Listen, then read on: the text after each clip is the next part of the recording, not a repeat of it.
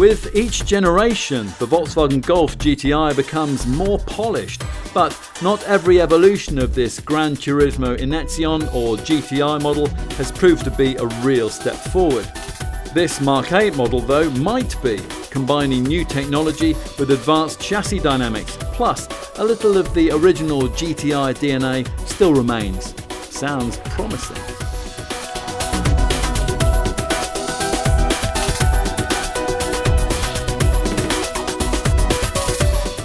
Before Volkswagen dreamed up the Golf GTI, there was no such thing as a hot hatchback. Now the phrase has entered everyday parlance, and virtually any manufacturer that has a hatchback also has a hot one, or a warm one at the very least. It was 1976 when the original version of this car was born, and since then, through 7 generations and with the help of countless imitators, it has brought performance, handling and fun to the masses on an unprecedented scale. The current Golf GTI is the Mark 8, and by rights it should be the best yet. But does that mean best of breed or best in class? This car, after all, may define the hot hatch genre, but it's rarely been recognised as the most accomplished car in its sector. In fact, to be brutally honest, there have been some distinctly average Golf GTI models over the years. The low point was reached in the 90s with unremarkable 3rd and 4th generation models. All that changed though in 2005 with a completely redeveloped 5th generation version, which also lent its platform and most of its 2-litre turbo mechanicals to the slicker Mark 6 design, which followed in 2009. For the first time since the 70s and the early 80s, a hot Golf was a credible driver's choice once again. By 2013 though, Volkswagen's iconic shopping rocket was beginning to be overtaken by a whole host of rivals, all of whom offered more firepower and greater technical superiority. Another big step forward was called for, and this car's predecessor, the 7th generation Golf GTI, represented exactly that, thanks to its extra power, its high-tech MQB platform and its more sophisticated suspension and steering. This 8th generation CD1 series model doesn't reinvent the modern era Golf GTI formula, but it does develop it quite a long way, as we're about to see. Will that be enough though to make this car the definitive choice in the segment? Let's find out.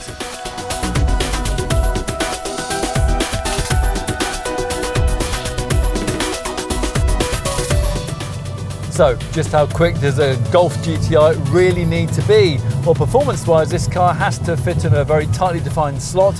It has to be faster than any of the conventional models in the range, of course, and it has to be able to duke it out with the rest of the hot hatch brigade. But it can't be so rapid that Volkswagen has nowhere to go with the even more focused 320 PS four-wheel drive Golf R that over the last decade has superseded the GTI as this model lineup's flagship. Within these constraints, you think you're going to know exactly what you're going to get with the GTI, and yet, well, we'll get to that in a minute. It's certainly true that the engine stats are reasonably predictable, as you'd expect they would be, given that the 2-litre TSI turbo power plant beneath the bonnet here isn't that much different. It's 245 PS power output, being exactly the same as that of the performance version of the previous model. That output, by the way, is more than twice as much as that generated by the original Mark 1 Golf GTI of 1976, but you might still think it doesn't sound very much, given that all this car's direct rivals offer more. You will, after all, get 280 PS from the Hyundai i30N Performance and the Ford Focus ST, and 300 PS from the Renault Megane RS. Look closer though at what's on offer here. The light, strong, evolved version of the MQB platform that this Volkswagen sits on means that all those rivals are heavier, the Ford well over 100 kilos more portly, and that's one reason why the Golf can pretty much duplicate their performance, rest to 60 occupying 6.3 seconds en route to 155 miles an hour. If that's really not fast enough and you can't quite stretch to a Golf R, then there's the GTI Club Sport model with 300 PS, which improves the acceleration stat to 5.6 seconds. But don't go looking there just yet, because in this standard form, this 8th generation Golf GTI has much more to offer than just straight line speed. To understand why, you'll need to understand what's changed here. Now, yes, as before, if you don't want manual transmission, there is the option of a DSG 7-speed paddle shift automatic gearbox, and that's the one we're trying here, but it's a different, sharper reacting shift-by-wire setup. And yes, as before, there is the must-have option of DCC, Dynamic Chassis Control Adaptive Damping, but that has been completely reconfigured to be far more tunable, so a keen owner could set up this GTI just as a race driver would set up their race car. On top of that, the previously optional XDS Plus electronically controlled locking front differential is now standard, and it's been tuned to activate more effectively to improve mid-corner traction. Plus, Volkswagen has also added a completely new variable ratio steering rack with responses quickened by up to 7% for more incisive turn-in bite. Orchestrating all these elements is a new, faster acting and more comprehensive Vehicle Dynamics Manager setup, which oversees just about every dynamic variable and then alters the drivetrain, the suspension and the steering to get the nose into and around each turn more quickly and more safely. On top of that, this car's sport suspension sees it ride 15mm lower than regular Golf. Spring rates have been increased by 5% at the front and 15% at the rear, and reworked rear axle kinematics and mountings have been adopted to create better lateral wheel control and chassis response.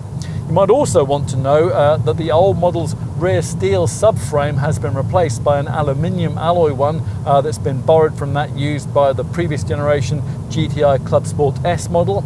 And of equal significance is the fact that a bigger master cylinder has made the brakes more powerful. All of this reflects the objectives recognised by Chief Engineer Jürgen Puchler's development team to improve low-speed agility, high-speed stability and driver feedback, which is broadly what you get once you seek out some twisting secondary road tarmac. You don't need to drive this car for more than half a mile on those kinds of roads to appreciate just how much of a difference all those changes have actually made, and they're delivered to the accompaniment of a more determined burble from the venerable EA888 series TSI engine. And that's perhaps due to the way that Volkswagen has revised the fuel injection system to benefit low rev responsiveness.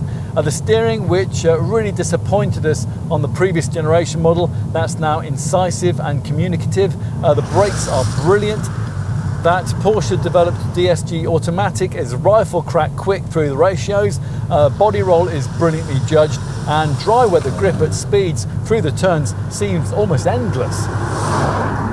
Yes, you have to pay a little for those pleasures. The ride is certainly much more firmly on the side of firm now, hence the greater need to specify the optional dynamic chassis control system that we mentioned earlier, which in the individual section of the driver profile selection driving mode system via a 15-position DCC slider adjuster allows you to be as extreme as you want with either the comfort or the sport drive settings. Now, we've found that a combination of the two works best here: dampers in comfort and everything else in sport.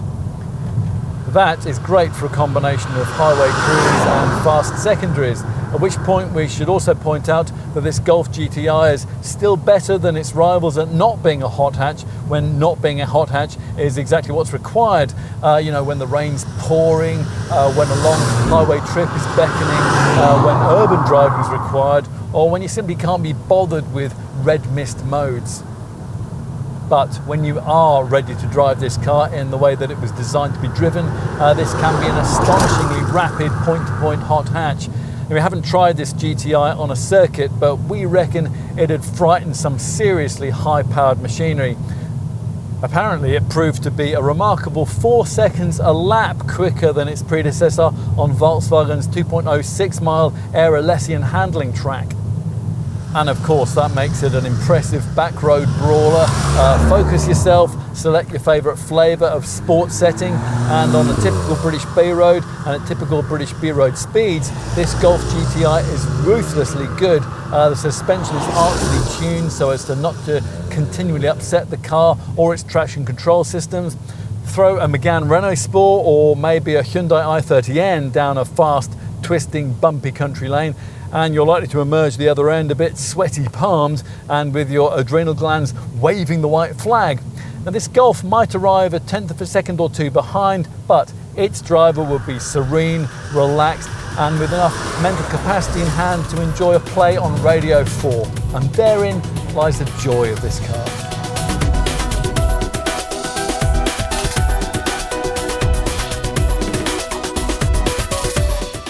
So, what do you think? Well, because with this 8th generation GTI model, styling chief Klaus Bischoff and his team had to keep basically the same structure as before, they were a little limited in how much could be done to fundamentally change the design of this car. It's now only offered in this single 5-door hatch body style. Within those constraints though, quite a lot has been done here, much of it aimed at creating a low visual centre of gravity, and that's primarily achieved through the wide air intakes at the front and the striking shoulder line.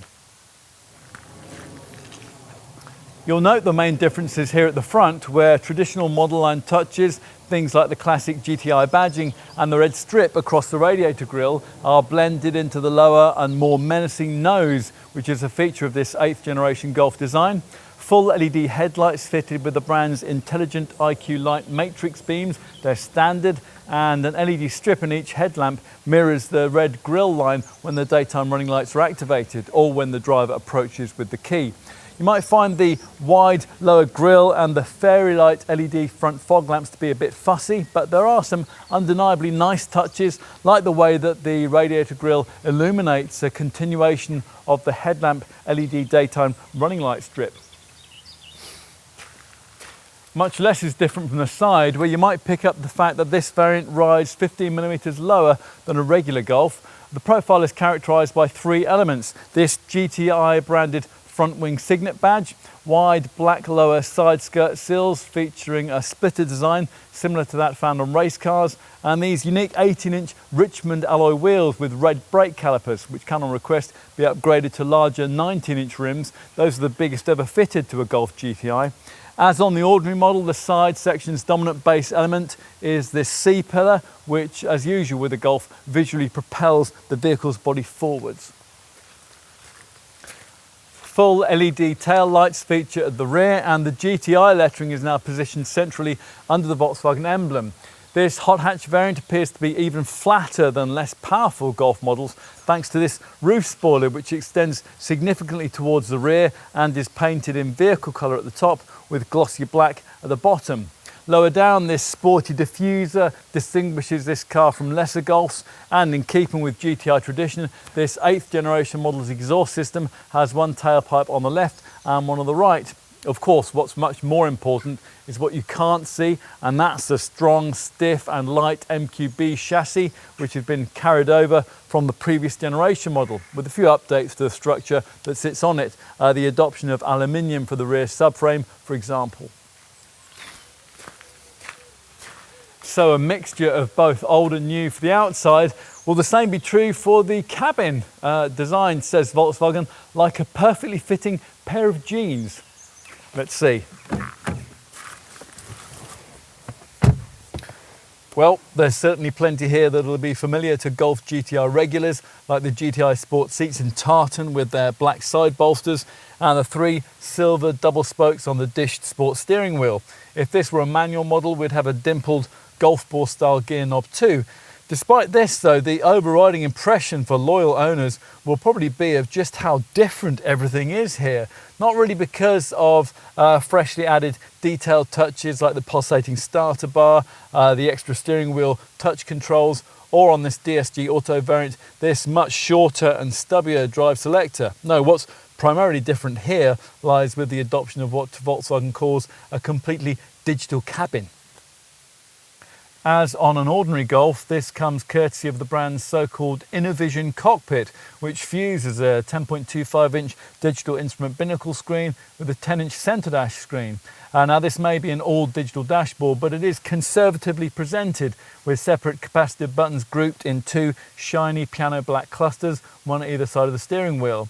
There's certainly plenty to master on first acquaintance, but even if you are of a maturity that predates a digital age, you probably won't feel it's completely beyond you. Let's start with this Digital Cockpit Pro instrument binnacle screen. The virtual gauges are embellished in this hot hatch model with stylised GTI branding and a smart honeycomb background. This display is a bit smaller than the virtual cockpit screen you'll get in a rival Audi S3, but it works in much the same way. A view button on the steering wheel here offers a choice of 4 graphic layouts.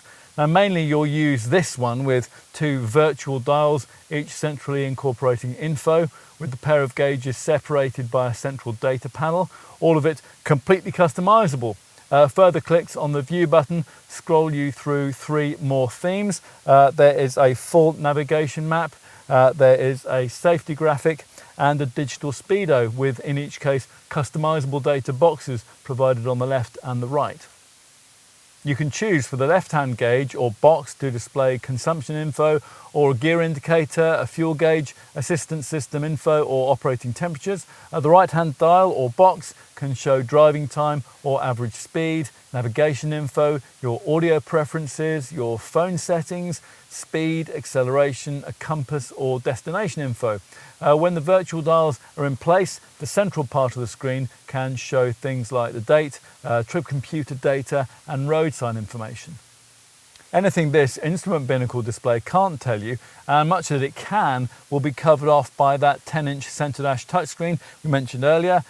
This is a decent step forward from the composition media monitor that was fitted to the previous generation model. That already was better than rival setups. Now this replacement Discover media navigation system puts this Golf even further beyond its competitors' reach in this regard when it comes to clarity and ease of use. You'll have to get used to a few things about it though, primarily the curious slider at the bottom of the screen for volume control. Not everyone likes that. If you hate that feature though, you'll be pleased to find that rather more conventional volume buttons are provided on the steering wheel. The main center screen menu allows you to choose from key options like radio media, phone, navigation, vehicle, app connect, media and assist systems sections. There's a built-in eSIM and that enables you to create a Wi-Fi hotspot, and you can hold and drag display icons to move them around, or you can swipe across to a split screen and that will enable you to, well, for example, display a sat-nav map, Bluetooth, car info and phone settings all at the same time. There is also an online shop that will allow you to upgrade certain elements of this car's technology after you've bought it. Upgrade this monitor to extra cost Discover Media Navigation Pro form and you'll also get gesture control, which we could do without, and the new Hello Volkswagen intuitive voice control system. What would you like to do? Which we really like. With the voice setup, you preface anything you want to tell the car by either pressing on a steering wheel button or saying the phrase I just mentioned. It's very sensitive. It then responds with either yes please or what would you like to do, and reacts obediently to voice commands like go to Milton Keynes, activating navigation, or I'm cold, activating the air conditioning. What it can't do, annoyingly, is to enable you to alter key drive system features.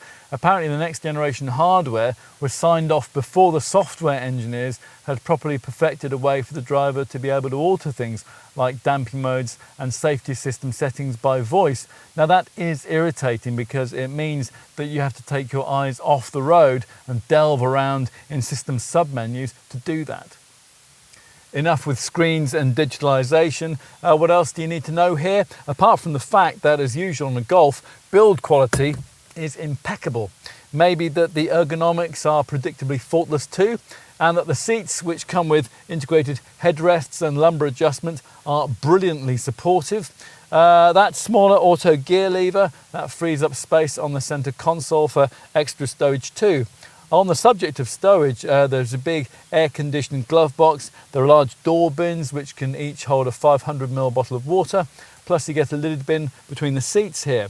There's a neat touch in this central cup holder. It has an attachment that springs out to better clasp a smaller cup, although it does feel a bit flimsy.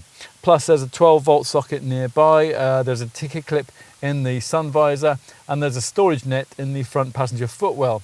Not everything's ideal though. Volkswagen has forgotten to include an overhead sunglasses compartment. There are no media ports in the bin between the seats, and the ports that you do get above this recessed area in front of the gear stick are of the USB-C variety, so you may have to use an unsightly converter lead. Still, for every tiny foible, there are 2 or 3 other features that you'll probably really like. Maybe the way that the storage boxes are flock lined so that your keys don't scrape around on the move. The material used for the upper section of the dashboard, which is lovely to the touch. And the central armrest, which tops that bin between the seats here and which adjusts for 5 stages of height.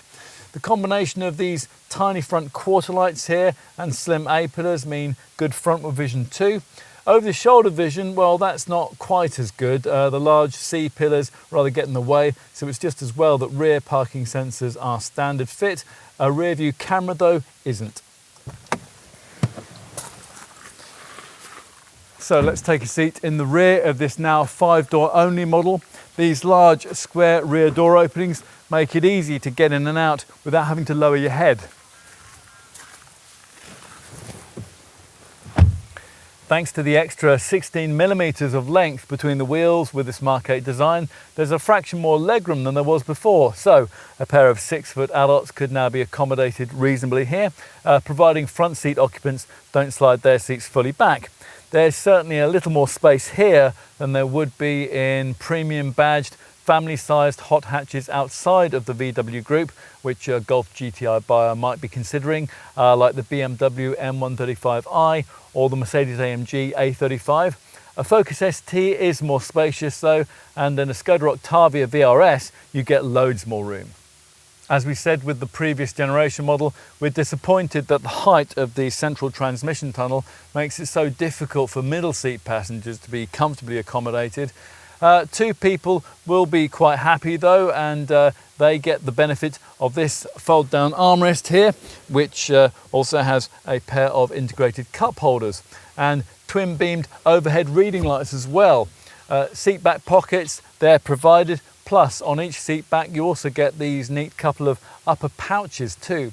The door bins, they're rather unimaginatively designed, but they do incorporate decently sized flock-lined illuminated bins. There are twin USB ports, although again they're of the smaller USB-C variety, and with a 3-zone climate system fitted as standard, you get this rear seat temperature control panel too. Let's finish off this segment by taking a look in the boot, the catch for which, as usual, is activated by pushing this central tailgate badge. Now, your Volkswagen salesperson might reference the fact that this 381 litre space is 40 litres more than you'll get in a rival Ford Focus ST. They're less likely to point out that this Golf's capacity is still significantly down on what you'd find in a segment rival like Honda's Civic Type R and Skoda's Octavia VRS. Still, the room you do get is very usable, and a small set of golf clubs or a baby buggy would easily fit.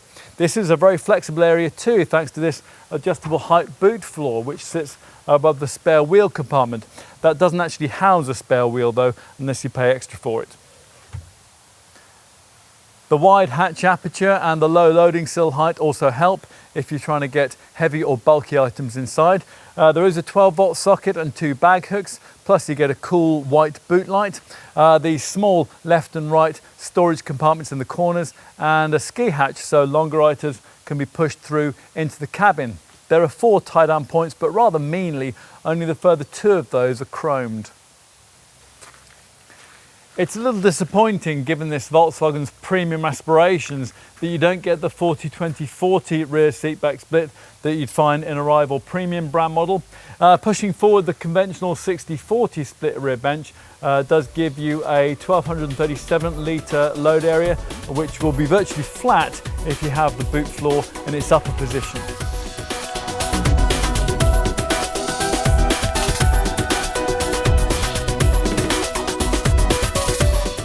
There was a time when the GTI variant was so popular within the Golf range that it accounted for 12% of sales, but those days are long past, not least because only this 5-door body style is now on offer, which from Volkswagen's point of view does at least mean an absence of the need to constrain itself too much in terms of upfront pricing.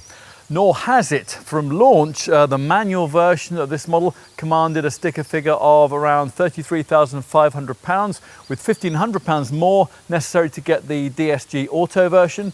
Add on the further £785 for the must-have DCC, Dynamic Chassis Control System, that we've referenced throughout this test, plus a few small options, and you're looking here at a £35,000 starting point, pretty much any way you cut it.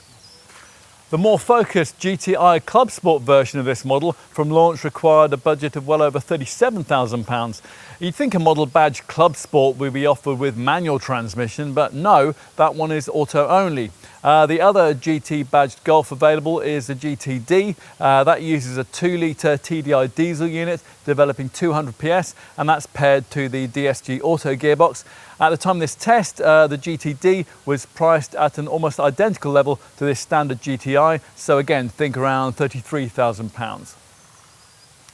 As for Golf GTI pricing as a whole, well, once, not too long ago, these were the kinds of figures that you'd have needed for the more potent Golf R, but things have moved on, and that top 4-wheel drive variant now sits amongst more exalted super hatches at the £40,000 price point. For this standard GTI, the hot hatch competition comes from rival models that are merely very fast. Some of the alternatives share pretty much exactly the same mechanicals as being used here, notably equivalent 2-litre 245 PS versions of the Cupra Leon and the Skoda Octavia BRS, which will both save you a couple of £1,000s. There is also the Audi S3 Sportback. Now that costs around £4,500 more, but it gets 4-wheel drive, and it uses this car's 2-litre TSI engine in an uprated 310 PS state of tune. What about other brands? Well, a Honda Civic Type R, a Ford Focus ST, or a Renault Megane RS300 will all cost you around about the same as a Golf GTI. If you do want to pay less, a Hyundai i30N Performance, that's a car we really rate, would save you £3,000 or more over this Volkswagen. As for premium models, well, a BMW M135i xDrive would cost around £3,000 more, while a Mercedes AMG A35 would cost around £5,000 more. But do bear in mind that both of those cars offer more power, automatic transmission, and also 4-wheel drive as part of those prices. But there is nothing in this segment quite like a Golf GTI, and if you agree, then you'll want to understand just how generous Volkswagen has been this time around with that all-important standard specification. So let's take a look. Now, before we get on to the GTI niceties, we should start by covering off the key core features that all Mark 8 Golf models now get. I'm talking about things like full LED self-leveling headlights, adaptive cruise control, climate control, air conditioning, and a wireless smartphone charging mat. Plus rear parking sensors, a load-through ski hatch in the rear seat, and an adjustable height boot floor. Media provision across the range is taken care of by what Volkswagen calls its Digital Cockpit Pro. That's made up of two elements. There's a 10-inch high-resolution TFT dash instrument binnacle display with customizable menus and information, and a big 10-inch center dash touchscreen for the Discover Media Navigation package. Now that comes with satellite navigation, a 6-speaker DAB audio system, and Bluetooth. This is permanently connected to the internet via an embedded eSIM, and that enables online music streaming and real-time traffic information, amongst other things. And it also allows for what Volkswagen calls an in-car shop, which allows you to purchase additional services over the air after you've bought the car. Plus there's the CarNet App Connect system, which allows use of the Apple CarPlay and Android Auto MirrorLink systems. Now they enable you to mirror the display of your smartphone onto the center dash screen. Up to 14 driver profiles can be saved on the infotainment system. Settings like radio stations, air conditioning, map and route preferences, they're all saved automatically according to whoever is driving. There is also a WeConnect app available, and that will allow you to interact with your Golf GTI via your smartphone when you're away from it. You'll be able to do things like lock or unlock the doors, remotely activate the horn and the indicators, get a vehicle status report, set the cabin ventilation so that the car's cool or warm when you get into it. And those remote services can also help you to locate your GTI if you've gone and forgotten where you parked it. Talking of technology, there's a lot of standard driving tech too, principally the ACC, Adaptive Cruise Control System, which incorporates predictive cruise control and uses images from a windscreen camera along with navigation data to adjust the car's speed ahead of bends and speed restrictions. Plus, of course, ACC can do all the usual things. It can adapt your Golf speed to the vehicles in front of you, and in the event of a tailback, it can bring the car to a controlled stop and start it off again without driver input. Another clever new standard integrated feature is Car2X, and that's a system which communicates wirelessly with other Car2X enabled vehicles using Wi-Fi technology so as to share information and to brief your Golf's electronic systems automatically on traffic updates. So, for example, if you're stuck in a traffic jam, the system will know before you do when the end of the jam is coming up, and it'll get the adaptive cruise control system ready to resume cruising speeds. And Car2X also incorporates a hazard warning system. Now that advises you of impending roadworks, accidents and emergency vehicles.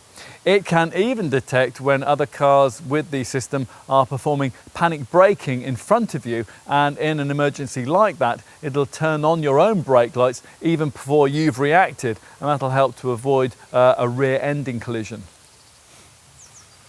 Of course, this being a premium Golf model, you'll want a few niceties, so you'll be pleased to find GTI spec is based on the generously provided for R-line trim level. That gives you lowered sport suspension, chromed exhaust pipes, rear privacy glass, heat for the steering wheel, a progressive steering system which makes low-speed manoeuvring much easier, and also the driver profile selection driving mode setup. Now that allows you to tweak steering and throttle feel to suit your mood, and gear change timings too if you have a DSG automatic model.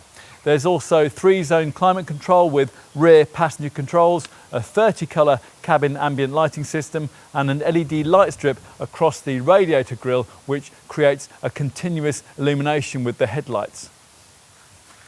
Onto the GTI specific features, you get a GTI styling pack which gives you GTI design front and rear bumpers and honeycomb front air intake. There's also Richmond style 18-inch alloy wheels with red brake calipers and LED front fog lights set in a honeycomb front air intake. LED rear tail lamps too with sequential indicators, keyless entry, power folding mirrors and a front differential lock for extra cornering traction. You'll also get the brand's piercing IQ Light LED matrix system for the headlamps. That enables them to alter their beam via 22 separate LED lights which draw from GPS data, steering wheel angle and driving speed info, and they can alter their illumination based on the kind of road you're on and the prevailing weather. Inside a Golf GTI you'll get sport seats in Jakara red cloth, an aluminium trimmed gear knob, black metal chrome decorative inserts in the dash and the front door panels, and a heated leather trimmed 3-spoke multifunction capacitive branded steering wheel with touch sensitive buttons.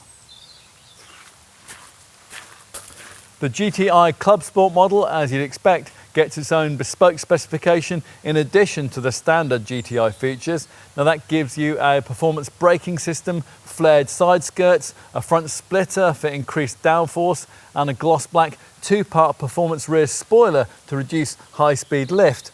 There are also unique GTI Club Sport decals on the lower edges of the door panel, and you get a special black GTI Club Sport rear diffuser too as part of a styling pack that gives you GTI Club Sport designed front and rear bumpers and twin oval chrome exhaust tailpipes.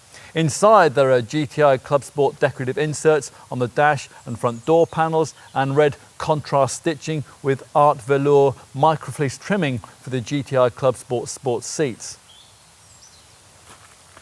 Enough on standard spec levels. What about options for your Golf GTI? Well, your starting point here should be the DCC dynamic chassis control adaptive damping system that we referenced earlier on. It's a really significant feature if you're going to get the best from the drive dynamics of this car. The 19-inch wheel upgrade option is another common box that GTI customers will tend to tick. There is a choice of Adelaide or Estoril black diamond turned rims.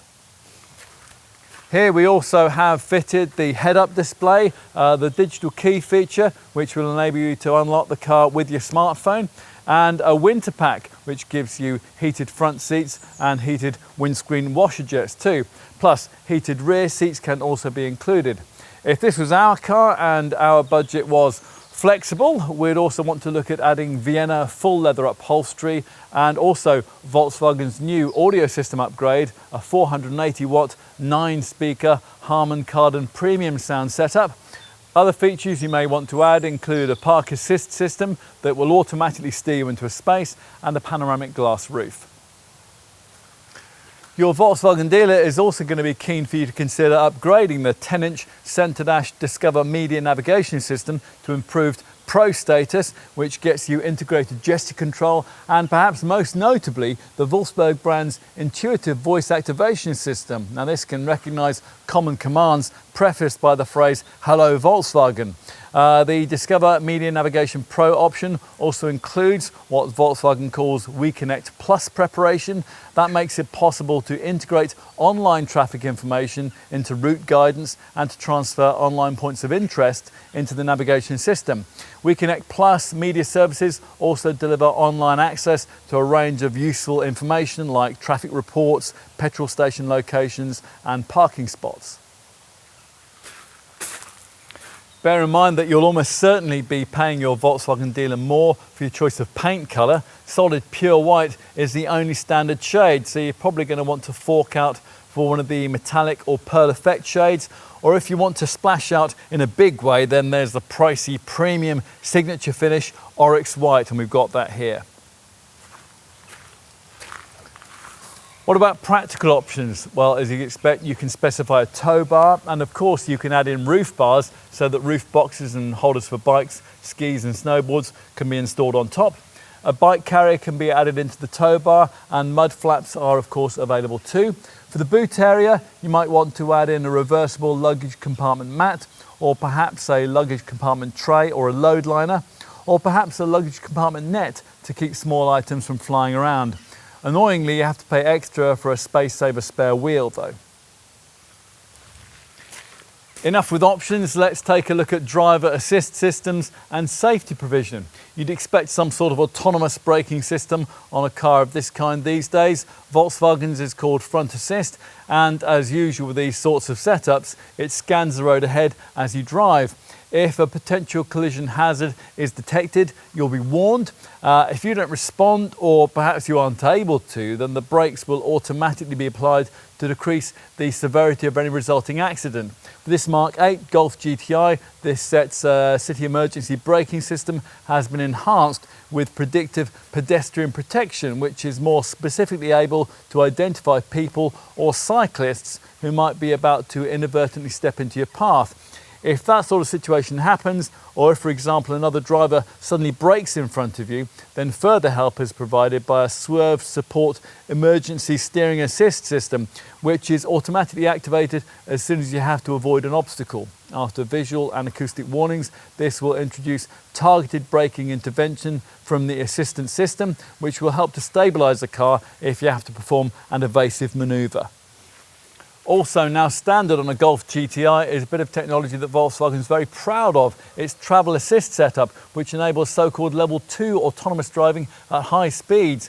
This is a camera and radar sensor controlled assistance system which will autonomously accelerate, brake and steer your Golf while maintaining a safe distance to the vehicles ahead. It's basically a development of the previous traffic jam assist system, which could accelerate, brake, steer and maintain distance to the vehicles ahead. But whereas that previous automatic longitudinal and lateral guidance system could only be used at up to 37 miles an hour, Travel Assist can almost completely control the car for you at speeds of up to 130 mph, providing you keep your hands on that new capacitive steering wheel. If you have a Golf GTI with a DSG automatic gearbox, then your travel assist pack will also include a clever emergency assist setup. Now that can take over driving duties completely if you become incapacitated, and it will steer the car to the side of the road and bring it to a safe and controlled stop.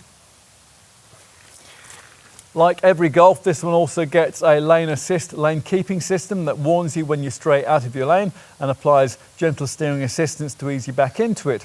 In addition, there is distance display warning, which alerts you if you're getting too close to that vehicle in front of you. Plus, you also get traffic sign recognition. Now that will picture road signs as you pass them and then display them on the center dash screen. All of that is in addition to all the more usual features which come fitted right across the Golf range, and they have helped to justify this car's 5-star Euro NCAP safety test showing. There are twin front, side and curtain airbags, although disappointingly you don't also get one to protect the driver's knees. There are also, of course, ISOFIX child seat fastenings on the rear bench. Plus, there's an active bonnet, a sensor-controlled pedestrian protection system, which raises the bonnet away from the engine compartment in the nightmare scenario of an impact with a pedestrian, and that's to reduce injuries. We also like the inclusion of an automatic post-collision braking system. Now that recognises when an impact has occurred and it brakes the car to prevent it from being uncontrollably propelled into the oncoming traffic. It's also worth mentioning that one of the features of the WeConnect app that we mentioned earlier, that's an emergency e-call SOS system, which in the event of an accident where the airbags have been triggered, will automatically alert the rescue services with your exact GPS location. Other conventional safety features include the normal ESC stability control and ASR traction control systems, plus MSR engine braking control, and that'll stop you skidding if you change down abruptly on a slippery surface. If you do get into a skid, a DSR steering assistance feature will help you to steer out of it. And you get an ABS braking system that's further assisted by CBC cornering brake control through the bends. Plus an HBA hydraulic braking assistant, which helps to reduce stopping time when you really slam on all the anchors in an emergency. Plus all Golfs get a hill hold function, and that stops you from drifting backwards on uphill junctions. Plus there's tyre pressure monitoring and a driver alert system, which will warn you if the sensors detect drowsiness. Further safety options include a side airbag system for front and rear passengers and what Volkswagen calls proactive occupant protection, which uses sensors from the front assist setup to prepare the car to help you survive an impact if those sensors deem a collision is inevitable. That'll mean that the seat belts will be instantly pre-tensioned, while the windows and the sunroof, if it's fitted, will be immediately closed. It's all very reassuring.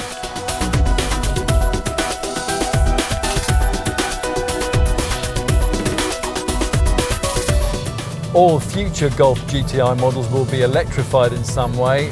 Frankly, we're a bit surprised that this 8th generation version isn't. The Volkswagen Group, after all, does have quite a variety of engines in its portfolio, which are embellished by mild hybrid tech, but there's no sign of that here. Still, the relatively light weight of the MQB chassis does more than a tiny dose of electrification could to drive running costs down, even if the curb weight these days can of course get nowhere near the super light 810 kilo figure of the 70s Mark I original, which was the key to its cheeky chuckability. Still, tipping the scales at over 100 kilos less than some direct competitors does no harm at all to the official fuel and CO2 stats, as the WLTP figures demonstrate. Both manual and auto versions of this GTI manage up to 38.2 mpg on the combined cycle, as does the auto-only GTI Club Sport variant. As for emissions, this GTI DSG delivers up to 168 grams per kilometre of CO2. It's 169 grams for the manual. The GTI Club Sport manages 167 grams per kilometre. The DSG Auto gearbox's integrated coasting function helps quite a lot in keeping those efficiency readings of the auto variants close to those of the manual. The competition, which can't offer mild hybrid tech in this segment either, flounders a bit when trying to match those figures. A Honda Civic Type R manages 33.2 mpg and the CO2 reading is 178 grams per kilometre. A Ford Focus ST EcoBoost manages 35.3 mpg and 183 grams per kilometre. A Hyundai i30N Performance manages 34 miles per gallon and 188 grams per kilometre, and a Renault Megane RS300 delivers 35.8 miles per gallon on the WLTP combined cycle, but a smoky 191 grams per kilometre of CO2. If you do need to achieve more efficient returns than is possible from this Golf GTI, but you want to keep just about everything this model can offer, then your dealer will draw your attention to the diesel-powered Golf GTD, which looks virtually identical and uses a 200 PS 2-litre TDI engine and is capable of 62 in 7.1 seconds. When driven more gently, the GTD can manage up to 54.3 mpg on the combined cycle and up to 137 grams per kilometre of CO2. What else? Well, whatever Golf GT variant you select, you can monitor its ongoing frugality via selectable consumption readouts on the left-hand side of the digital instrument binnacle screen, or via the vehicle section of the centre dash screen, where you can select since start, long term and since refuel readouts on economy. Servicing, well, as usual with Volkswagen models, there's a choice of either fixed or flexible maintenance packages. You'll choose the fixed approach if you cover less than 10,000 miles a year, and with that the car will typically be looked at every 12 months. If your daily commute is more than 25 miles though, and this Golf will regularly be driven on longer distance journeys, then you'll be able to work with the flexible regime, and that will see you travelling up to 18,000 miles between garage visits, or every 2 years, whichever is sooner. What else? Well, we like the fact that misfueling protection is standard across the range, so you won't be able to accidentally put diesel in your GTI. A less impressive is the 3-year 60,000 mile warranty cover. Volkswagen offers a 100,000 mile cover on its vans, but providing that on its cars wouldn't of course give the dealers so much of an opportunity to sell extended warranty packages. There's one for 4 years and 75,000 miles, or if you plan to see a bit more of the world in your Golf GTI, there's a 5-year 90,000 mile package. Whatever your decision, your car will come with 3 years of pan-European roadside assistance, and that has no mileage limit. The paint wipe warranty lasts for 3 years, and as you'd expect, this car is protected by a 12-year anti-corrosion guarantee. As usual with the Golf, you can expect some of the highest residuals available in the class. And finally, the insurance for both GTI and GTI Club Sport is rated at Group 28E.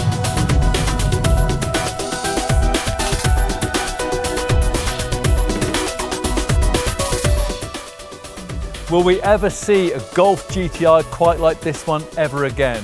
Well, with performance models increasingly adopting various forms of electrification, we probably won't, so let's enjoy this 8th generation model while we can. It's the most sophisticated Golf GTI yet, but also, impressively, in some ways, it's the one that best replicates the agile, effervescent style of the 70s original.